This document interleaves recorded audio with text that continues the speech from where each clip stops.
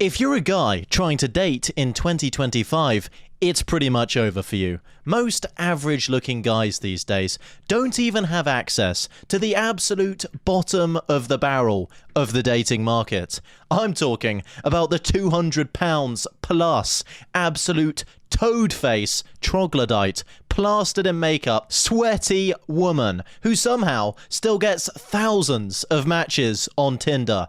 Yes, even they are managing to sleep around, while 63% of men under 30 are still single. I saw a Tinder experiment recently conducted by some autist on YouTube who made a profile for a 60-year-old woman. And this was no gilf. He chose the most average-looking woman of that age possible. So this is someone you'd think would be very undesirable to most men. And he even gave her a very unappealing bio that literally said divorced and penniless. So who would possibly want that? You would think, or at least I naively did, that very few men would be interested at all. Certainly no one higher than a sub 5, only the most deprived, cave-dwelling Reddit addicts with Tinder inboxes that look like the Sahara Desert would even consider resorting to this.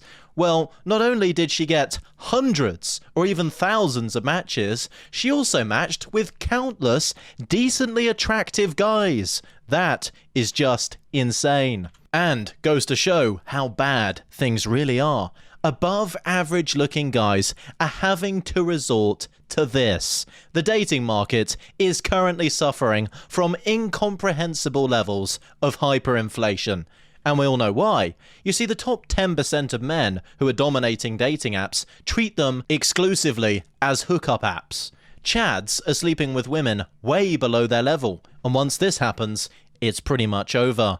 Dating apps let below average women sleep with top 10% men. That access gives them a completely false sense of their own value. They think they're on the same level just because a Chad wanted a quick fling. Now she expects every guy after that to meet the same standard, despite not being anywhere close to that level herself. When an actual 5 or 6 guy approaches her, she turns her nose up like he's an insect in absolute disgust, even though he's her natural match. Of course, these massively short-sighted women will eventually realise the error of their ways after the 100th Chad has pumped and dumped, basically treating her with the same respect as an Uber Eats order, but by then she will be deep into her 30s, if not 40s. Quick question, are you fucking kidding me? Like, I am so sick and tired of just everything right now. Everyone is so quick to say, stop doing this, stop thinking like this, stop telling me I'm wrong. I have literally convinced myself at this point, based on everything that everyone's telling me, my therapist, my family, my friends, that I'm just doing everything wrong. I take such good care of myself. Truly, the only thing I'm missing in my life is someone to enjoy it with. And I'm so sick of waiting. Like, when is it going to be my turn?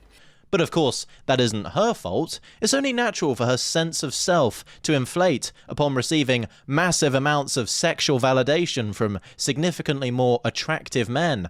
Because before the days of hookup culture and dating apps, that would be a direct indicator that that woman herself is on the level of those men. Our brains are not evolved for this new social environment. It's what's known as an evolutionary mismatch. Chads are the reason the market is completely broken. They are the ones to blame. They overconsume the limited dating pool exclusively for flings and then ghost.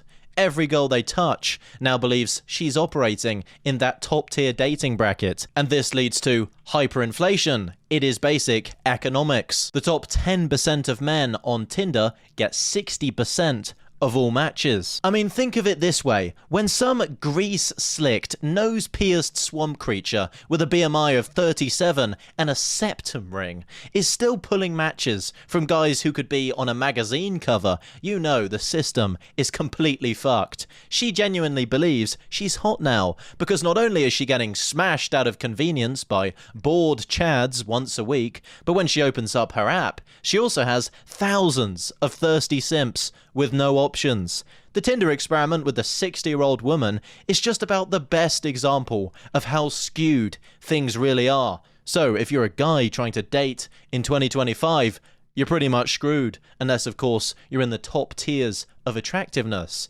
That is the harsh truth.